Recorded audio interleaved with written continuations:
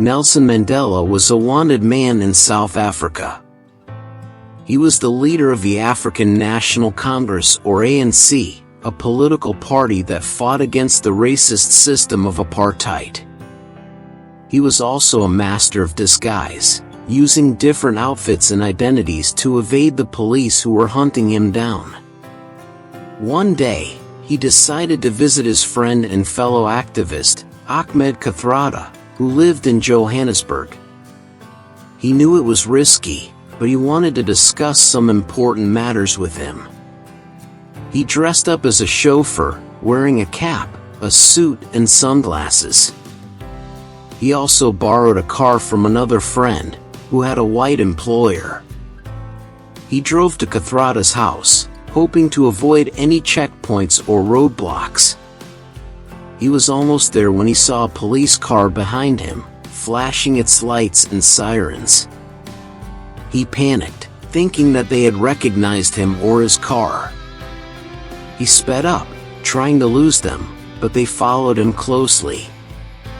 He reached Kathrada's house and honked the horn.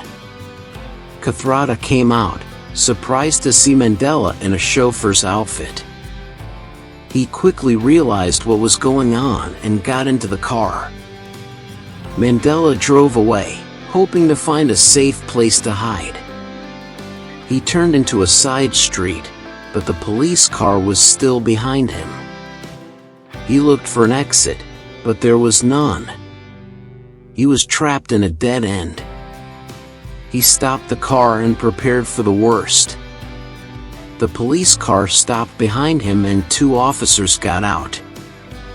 They approached the car with their guns drawn. Mandela rolled down his window and tried to act calm. "Good afternoon, officers," he said in a polite voice. "Good afternoon," one of the officers said. "Can I see your driver's license and registration?" "Of course," Mandela said, reaching for his wallet. He hoped that his fake documents would pass the inspection.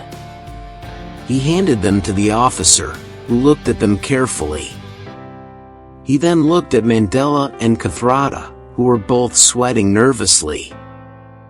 "Is this your car?" the officer asked.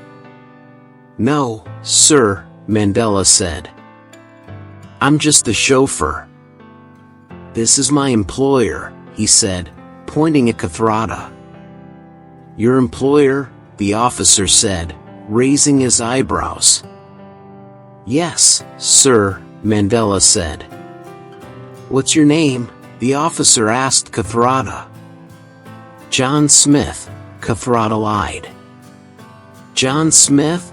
the officer repeated. "That's a very common name." "Yes, sir," Kathrada said. "Where do you live?" the officer asked. "In Sandton," Kathrada said, naming an affluent suburb of Johannesburg. "In Sandton?"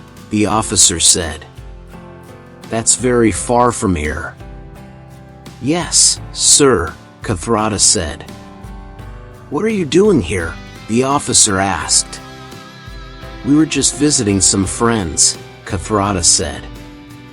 "Which friends?" the officer asked. "Some old friends," Kathrada said vaguely. "Old friends?" the officer said skeptically. "Yes, sir," Kathrada said. The officer looked at them suspiciously.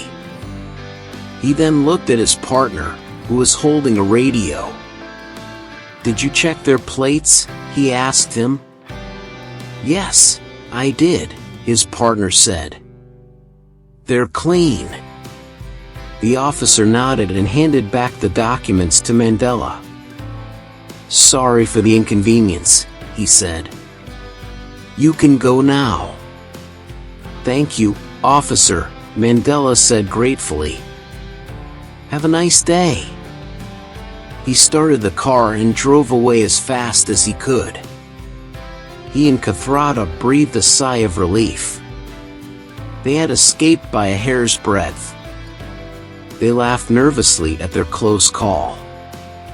That was too close for comfort, Kathrada said. I know, Mandela said.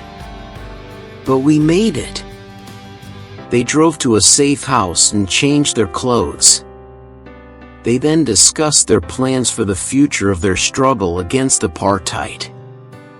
They knew that they were risking their lives every day, but they also knew that they had a cause worth fighting for. They had faith that one day they would see their country free and democratic. They also learned a valuable lesson that day: never underestimate the power of disguise. Thank you for listening. For more stories like this, please consider subscribing.